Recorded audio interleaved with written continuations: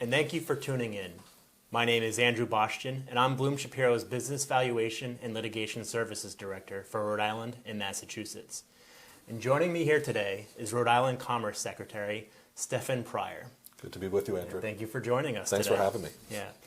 And we're here to talk about a wide variety of topics, generally centered around the Rhode Island economy and the business climate here. Perfect. And a few weeks ago, I had the privilege of sitting on a panel for the Providence Business News Economic Trends Summit. Yes. And we spent about an hour and a half talking about the strengths, challenges, and opportunities that the Rhode Island economy is facing for 2019 after a very strong 2018.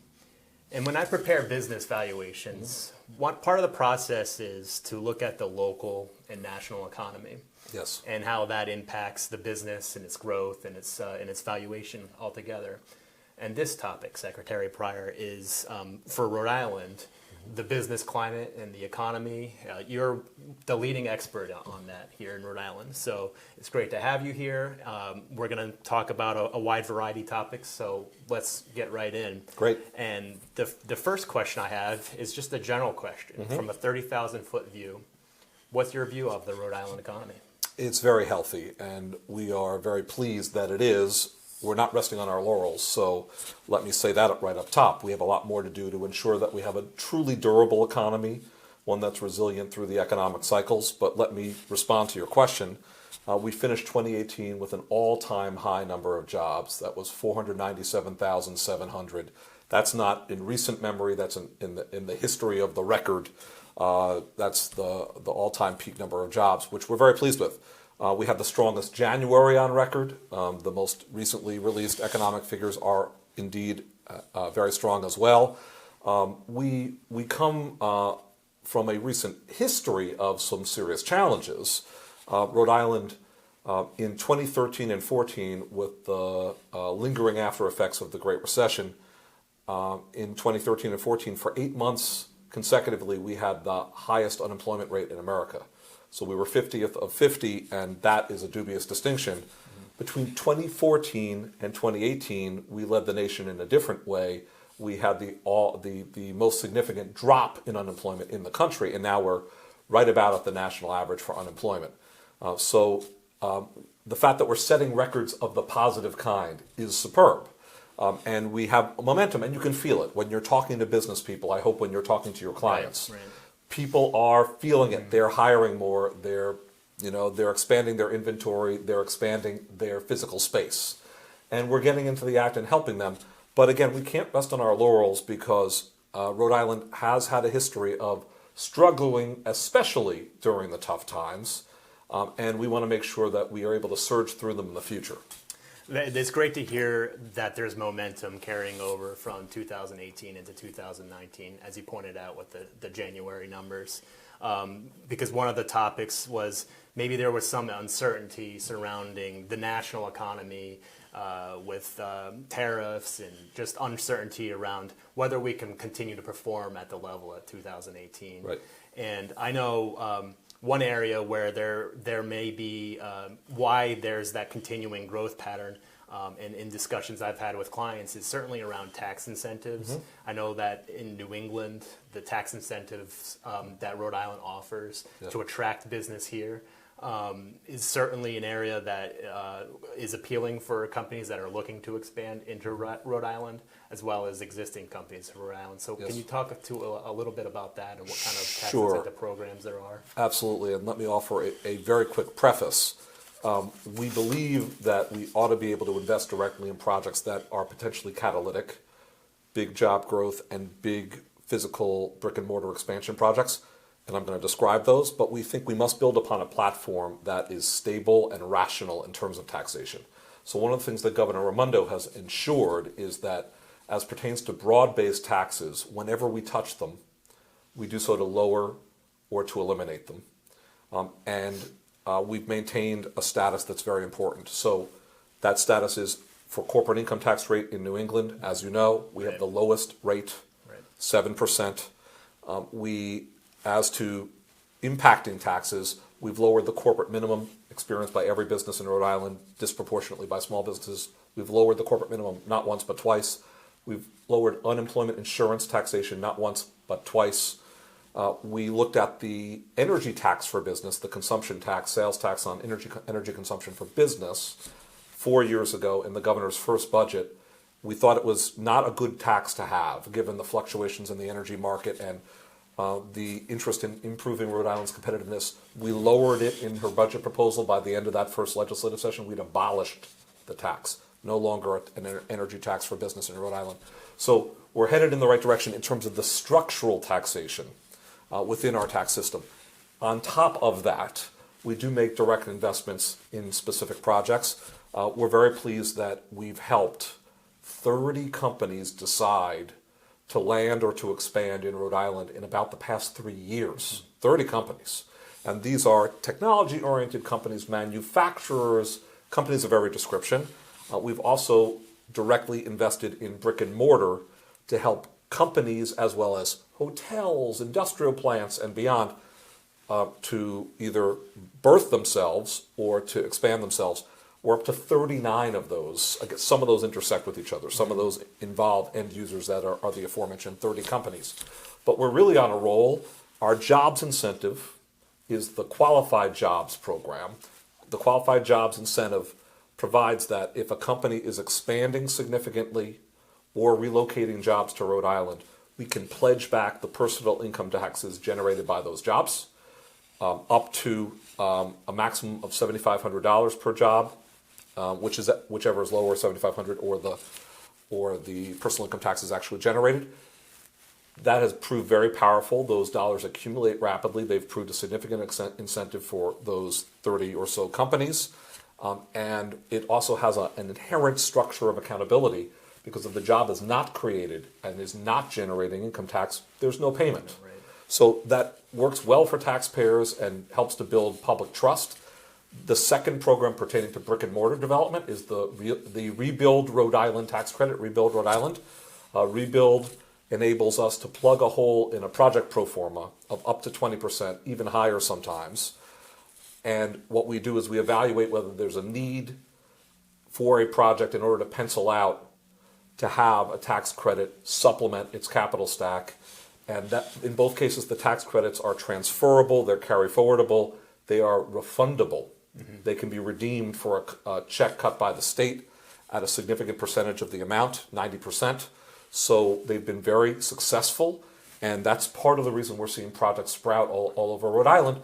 And there are shovels in the ground, there are cranes in the sky, and it's important in building business confidence to have those concrete signals. Yeah, we certainly see that at Bloom Shapiro when we see the construction going around and talking to the clients. Yeah. And it does seem that businesses are aware of those tax incentives. And one thing you mentioned was about abolishing a tax. The phrase "cutting red tape" seems to be the buzz phrase around Rhode Island over the past few years. And the governor last year announced a laundry list of changes to the state's small business regulations. Yes. And the Providence Journal said it's making life a little less annoying for business people and their customers. So that's good to hear that life's getting less annoying. We hear the same. That's great. And can you talk about those changes? Sure. If we have a prospective small business owner listening, what kind of state programs might there be to help her get her business off the ground? Sure.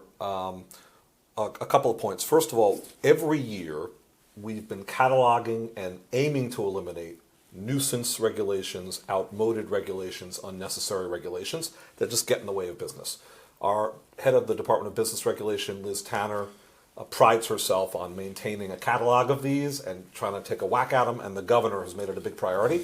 So working with the General Assembly, we've looked at things like, for example, at the small business level, if you are a restaurateur in Rhode Island and you go through your various permitting, and there are usually multiple permits required to establish not only a retail establishment but a restaurant in particular, and if you are such a restaurateur and you want to establish a soft serve machine in your restaurant, did you know that there's another permit for that?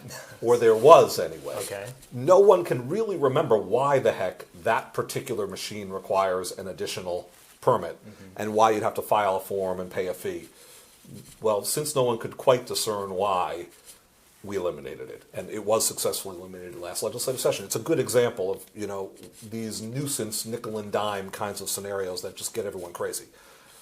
Another example in a wholly different domain is funeral homes from a consumer perspective.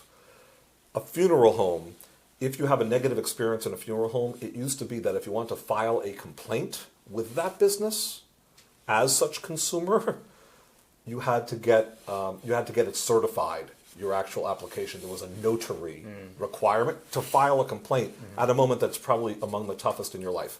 We thought that was an absurdity too. We eliminated that requirement. So we're just trying to get out of the way of businesses and people in Rhode Island and make them feel better legitimately about their government.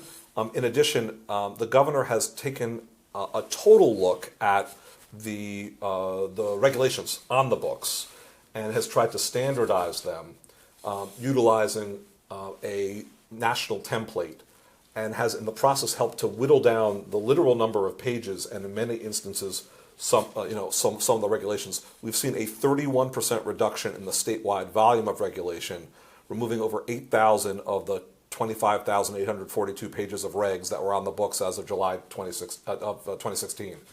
Just going through that process of standardizing, having every agency look anew at their regs, place them in the proper nationally recognized format, that has resulted in that. The final thing I'll mention as pertains to reducing red tape, it's not just at the state level that business people and people in general struggle with regulations. It's sometimes at the municipal level. Now, the state doesn't control municipal law and regulation, but what we can do is provide tools. So one of the things that we've done is created the e-permitting platform. Electronic permitting enables an applicant for a land use permit or another kind of permit, but the focus has been on land use. An applicant for a land use permit may apply online. It seems logical. Most of the things we do in our lives these days, most of the shopping we do, most of the filing we do, most of the communicating we do is electronic. But government has lagged behind. We created a platform for e-permitting, and now out of our 39 cities and towns, 29 are online providing their land use permits. And there's more all the time, and there's more forms in each instance all the time. During this legislative session, the one currently in effect goes through June, in all likelihood, we have a new proposal on the table to expand upon that kind of progress between the state and the cities and towns. It is a partnership where a town can ask the state to train its staff that are business-facing, that are land-use related, to invest in properties that need remediation in order to get them ready for development if the town wishes it, all at the town's option, and also to even ask us to partner around capacity building to get permitting done and other kinds of land use activities done. That's the Site Readiness Partnership. It's in the legislature currently for consideration. Okay, great.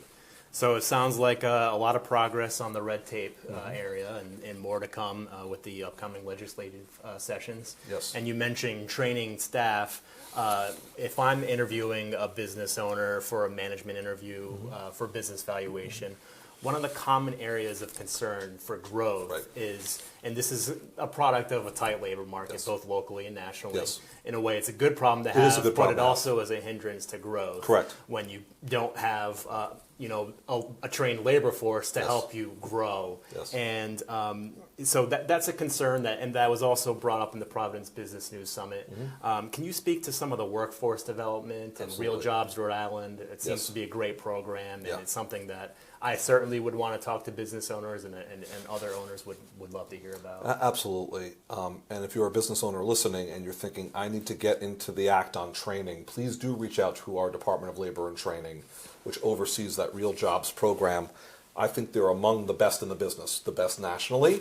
And in partnership, the Department of Labor and Training and the Governor's Workforce Board are offering training dollars and helping to support training for employer networks all over the state. Real Jobs, which you mentioned, is our signature job training program. And what it really involves is, per the governor's direction, letting the job training activities of the state be guided by business. Now that sounds natural, it sounds logical, but too often job training in the United States has been instead dictated by, we're trying to place these particular employee candidates into jobs. Now, it is extremely important that we serve the residents of Rhode Island in finding employment.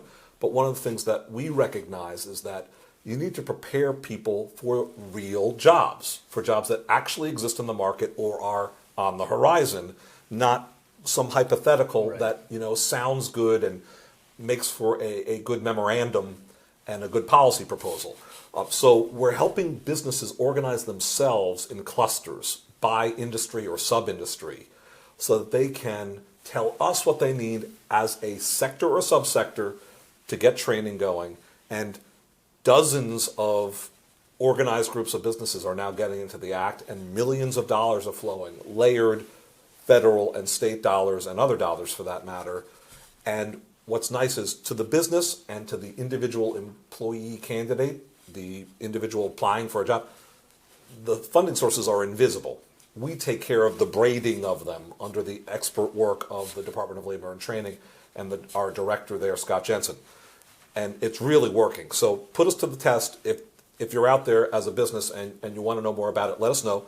There's some other very, very important programs, and I'll mention them quickly. Mm-hmm.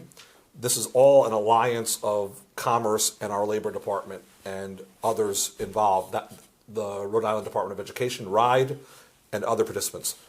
We need to start early in preparing our residents for the jobs of the future. So we've really reached into the school system. Mm-hmm. And by the way, Governor Raimondo has announced a new Commissioner of Education today. We're taking big steps forward in organizing ourselves along those lines.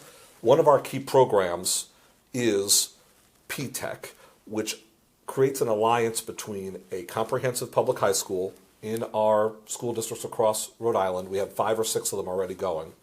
Big public high schools partnering with employers who express their needs as to what skills are important for the young people emerging to obtain the jobs. And the alliance is also with the Community College of Rhode Island, CCRI. Young people graduate in 12th grade, or if it takes this, 13th grade, 14th grade, with a free CCRI degree, with also skills acquired from the employer partnership and they're first in line for the jobs with the area employers. Terrific program. IBM helped to pioneer it, and we use their template, and they've helped us to grow it in Rhode Island. We also have something that I want employers to know about and your clients to know about, which is to say, very often the kinds of jobs that it's hard to hire for, not just in Rhode Island, across the country, are technically oriented jobs. In STEM fields, science, technology, engineering, mathematics, it's especially a tough market. It's a good thing. We're advancing our economy. Jobs are more technically inclined, oriented, and we need more people to fill those jobs. So there's a heavy-duty contest for them. We want to give Rhode Island employers the competitive edge in especially hiring the STEM grads who are coming out of our own colleges and universities and keeping them here at home. So we've created the Wavemaker Fellowship that enables us to repay part or even all of a student loan that an individual job candidate may have, or someone who's an incumbent in a job, if they are in a STEM field or a design field. So STEM or design, given our emphasis on design in Rhode Island, graduates who go into STEM and design fields can apply for and receive student loan repayment under this Wavemaker Fellowship, one of the few programs in the country that does this. I think that those programs are terrific. When you talk about, at the outset, where Rhode Island's come from, and being ranked 50th in the state in unemployment is not where you want to be. But having these programs in place certainly makes sure that you're not in that position again. Correct. And when you mention keeping talent here in Rhode Island, I think that's very important too. Yes. Particularly when we have thousands of students graduating from our great colleges and universities here in Rhode Island. We want to avoid that brain drain and making sure that doesn't occur. We have a lot of great resources geographically that we know of for Rhode Island. It's access to the beaches and great restaurants and craft brews and Dell's Lemonade. You can't beat the quality of life. Are there any other programs or anything else that you would think needs to be done or can be done from that perspective of avoiding that brain drain? Well, I think what's really important is that it not be just viewed as a financial problem, and that's one of the things that the Wavemaker Fellowship acknowledges, is that we're repaying those loans, so that is obviously a financial transaction. But one of the other things we're trying to do is create a sense of community among especially younger professionals, an esprit de corps. So let's stick with that Wavemaker Fellowship. One of the things that we've done is we hired a program director. They're working with the partner employers. We have events all over Rhode Island where these usually younger professionals, but all professionals who are the Wavemaker Fellows, we now have 667 of them. So this is no tiny pilot program. By the hundreds, we're helping to keep Rhode Islanders in Rhode Island jobs in these technical fields. They meet each other. You know, maybe they're checking out a brewery. We just had an event at one of our great breweries a couple weeks ago.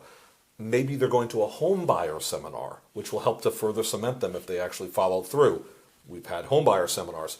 You get the idea. So we're making sure that that's happening. But it's also let's acknowledge it.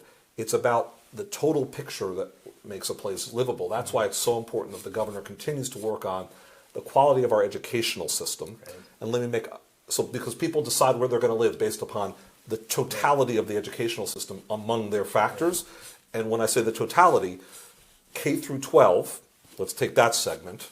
One of the things that the governor has ensured is that we're going to start earliest among the states in helping our young people prepare for digital jobs. Most jobs have a digital dimension these days, and more will all the time, by placing computer science in every public school, elementary, middle, and high. So we're the first state in the union that has actually created curricular offerings and programming regarding computer science in every single public school in the state. A really important distinction, and something that I think makes this a better place to live. And then how about college access? Mm-hmm. So one of the things that you want for a young person is for it to be foreseeable that they can make it to college. That's why now very prominent among our programs, Rhode Island has a Rhode Island Promise program, which is a college access program to our community college system, CCRI, where you can go to CCRI with the tuition covered for the 2 years to acquire an associate's degree. And now the governor's, we're one of only 2 states on the East Coast, by the way, that has such a program in our community college system. Pretty compelling as a place to live as a result. And now the governor proposes that Rhode Island College should, for its latter 2 grades out of a 4-year degree, mm-hmm. should enable the similar tuition coverage, and eventually we should expand to URI. So we want to have one of the strongest public college systems, not only from the perspective of academics, but from the perspective of accessibility. Great.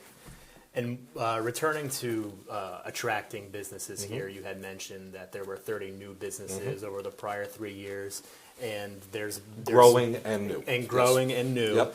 And from a physical space perspective, mm-hmm. commercial yes. Real estate space, yes. I hear a common concern among some is we're attracting businesses, right. Our existing businesses are growing.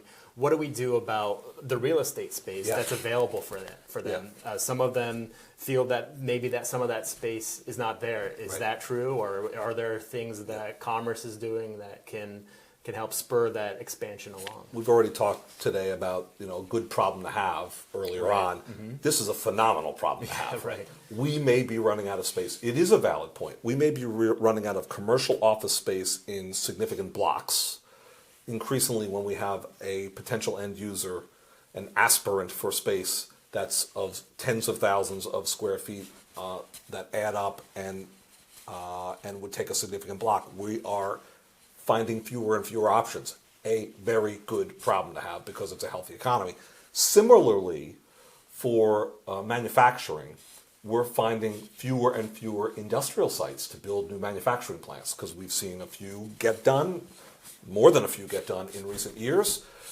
Finlay's Coffee and Tea, Amgen and Rubius in the bioscience spaces, all large manufacturing plants that are getting built, and I could mention more. So all of this to say, yes, it is a real problem, and we are doing a few things about it. First of all, I mentioned this site readiness partnership. Mm-hmm.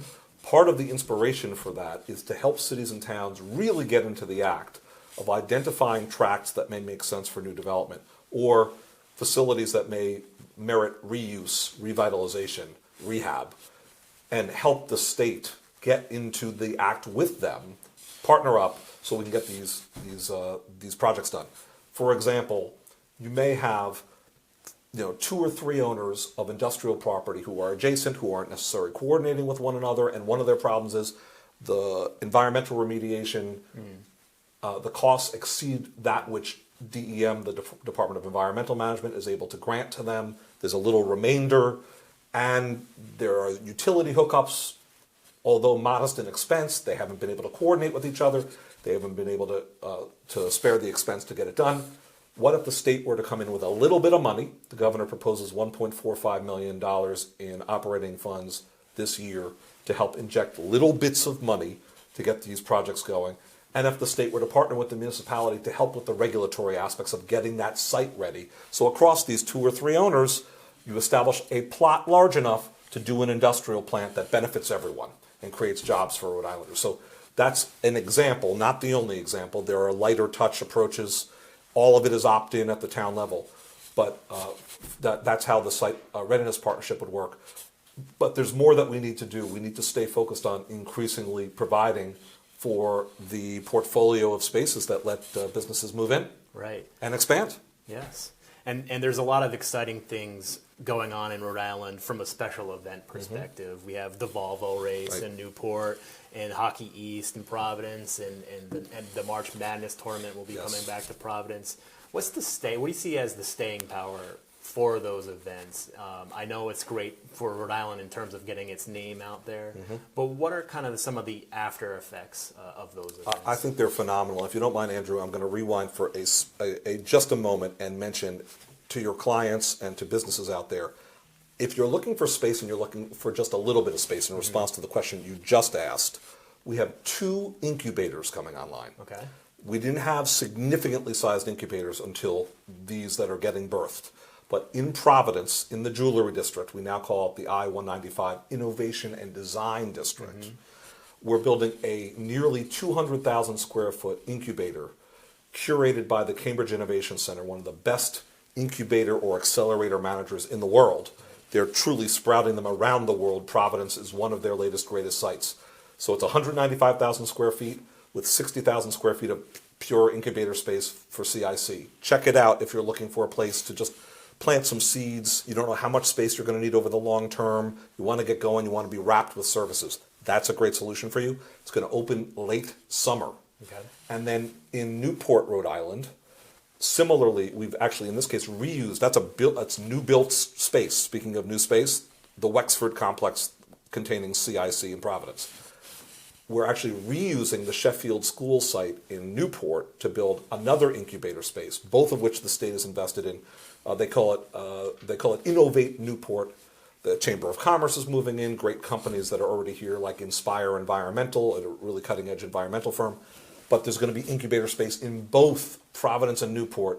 So if you're looking for space for those kinds of purposes, just around the corner, they're going to open for you. On the destinations, on the events, yes, I think these are really phenomenally important. Take a look at the Volvo Ocean Race. Take a look at Water Fire in Providence. Take a look at Newport, Jazz, Newport, Folk. They're incredible. They are truly world-class events. They're establishments of Rhode Island. Absolutely. They are, and we're starting to feature them. So we have more underway around tourism attraction. We have this messaging around Rhode Island as the fun-sized state. You may have caught little snippets of it. It's mostly in the digital media outside of Rhode Island because we're facing the tourists who would want to come to Rhode Island. But we're seeing terrific results. Lots of clicks, lots of purchases of flights and of hotel rooms. By the way, this combination of the phenomenal events of Rhode Island, the amazing beaches, as you've mentioned, the terrific quality of life year-round, the things to do, the performances, the great restaurants, it's just on a per square mile basis, it's the best anywhere. So we're advertising that. We're spreading the word on that. We have a new award-winning travel website. We have this new digital effort to promote fun-sized Rhode Island and let people explore. They're checking it out. Hotel revenues are up. Hotel bookings are up. And check this out. We're building new hotel complexes all over Rhode Island. We've noticed that too. We have ourselves, the state, invested in 5 or 6 new hotels. And it's not just in Providence. It is in Providence. It's Providence. It's Newport. It's Warwick. It's multiple locations The one in Warwick is, by the way, right by the airport, which is delivering new, not only domestic, but international service. One of the most convenient airports empirically ranked in the country. So it's a phenomenal place. Spread the word among your friends and family and your clients around the country and world. We're better positioned than ever to receive tourists. Yeah, and it seems like there's a deliberate plan on where that's all going in terms Definitely. of hotel, and that was one of my questions. Was that a plan as a result of the events coming into town? And since you returned to real estate, maybe I'll take my turn to return to real estate because it's your show. Thank you. Is opportunity zones. We at Bloom Shapiro have heard a lot about opportunity zones. Yes. And we've had some training on it, and some experts come in and discuss that. And what do you see from your perspective? Is that an opportunity, the opportunity zones for further development? Definitely. We are aiming to be one of the states at the forefront of implementing the opportunity zone measure. As you know, the IRS is still finalizing the rules and regs, so the program is not 100% ready to go, but enough of it is known based upon the draft regs that have been issued that investors and project sponsors are starting to mobilize. So we want to be ahead of the game. So we are ahead of the game in three important ways. First, we've been doing webinars that enable people wherever they are to plug into what Rhode Island has to offer. So there are 25 census tracts in Rhode Island designated by the state, approved by the feds for inclusion under this new tax measure. It's in short form, you know better than anyone, it's a tax advantage for the investment of capital gains. We want to be very well positioned for those capital gains related investments. 25 different locations. We now have offered these webinars. We profile them, another digital aspect of our marketing of this. We have a website, rhodeislandopportunity.com, not RI opportunity, Rhode Island spelled out, opportunity spelled out, no dots, no spaces, .com. It lays out the 25 different sites all across our state. And these are very worthy sites. There are places that are coming from behind.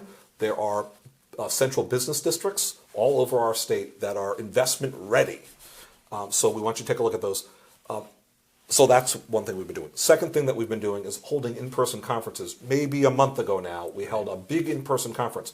200 plus in-person participants. Yes, we saw it. Very well attended. Really well attended. And a mix of all the parties. Investors, real estate owners, business people, stakeholders in the communities, nonprofits, intermediaries, all working together, all asking questions, all getting ready. Third of three, we're working on those regs. So Rhode Island, as among the lead states, has helped to convene 12 states to comment on the regs and make sure that the Opportunity Zone rules functionally work for both real estate investments and operating business investments. We think that the IRS does need to make some tweaks in their draft to make it especially functional for operating businesses. And we think that's very important from a job creation perspective in these zones.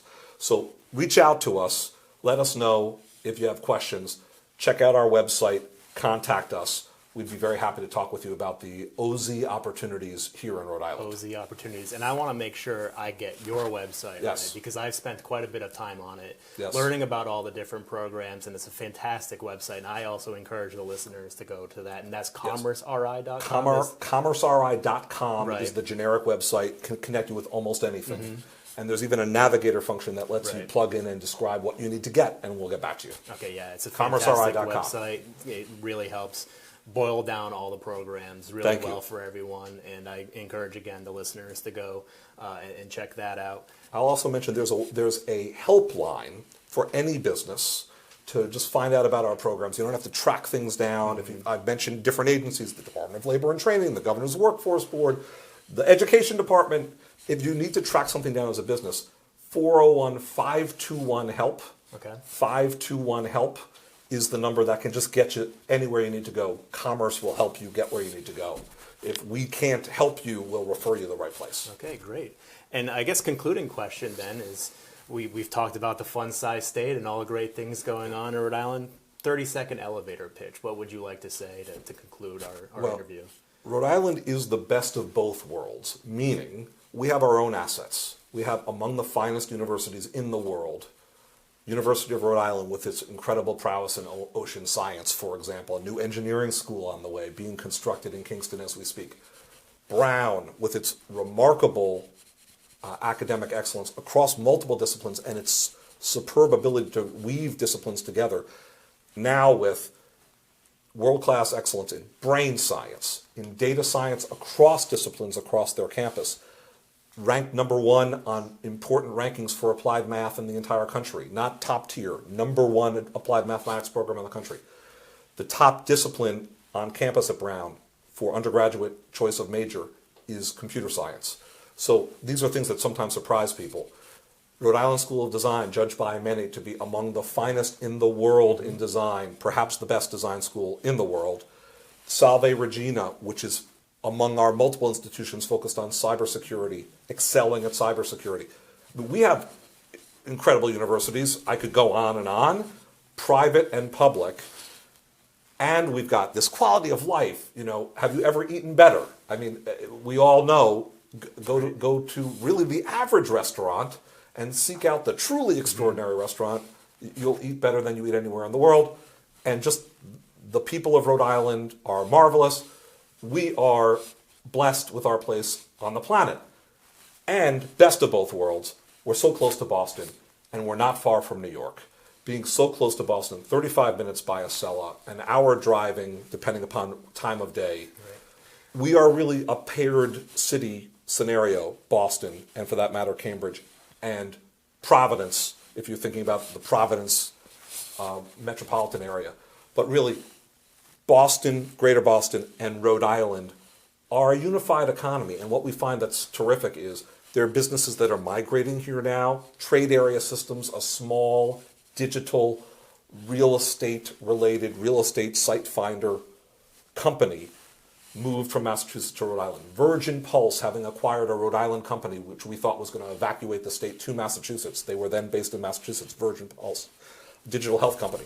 They moved their headquarters to Rhode Island. Mm-hmm. We're seeing a migration in this direction. Also, companies are pairing up and saying, I've got a headquarters up there. I want to do an outpost down here. GE moved its headquarters to Boston, but they brought their digital unit to Providence. We're seeing more and more of that. Plenty of people commute in either direction. That's a very healthy thing. So, best of both worlds. What a wonderful place to live and work. Rhode Island unto itself, as an ecosystem unto itself, but also interconnected to one of the economic hotspots on the globe, Boston. We're really a phenomenal place to invest and to do business. Well, Secretary Pryor, thank you very much My for coming pleasure, to join Andrew. us today and talk about the Rhode Island economy and business climate. Really enjoyed it. All great things to talk about. Thank you. Thank you. Reach out to us, please.